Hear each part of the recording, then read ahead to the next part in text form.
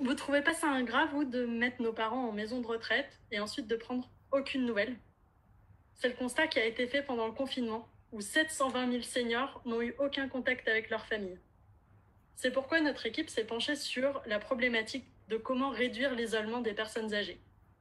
Alors c'est une problématique sociale et ça a été un vrai challenge.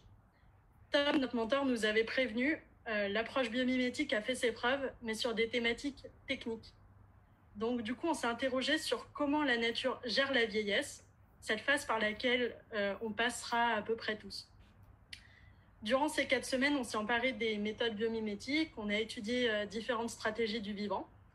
Chez l'orque et l'éléphant, c'est les aînés qui prennent la tête du groupe grâce à leur expérience et leur sagesse. Chez les insectes sociaux comme les fourmis ou les abeilles, le bien-être est essentiel et les individus âgés gardent une fonction primordiale dans la survie de la colonie. Et c'est d'autant plus vrai chez le ratopnu.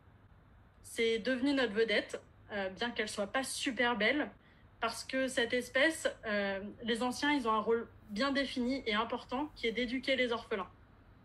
C'est le point de départ du concept de résidence transgénérationnelle qu'on a mis en place.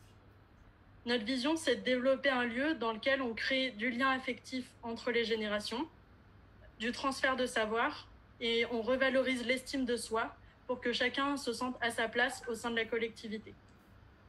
La mission, elle est double: réunir les personnes âgées et les jeunes exclus et orchestrer l'échange entre les générations.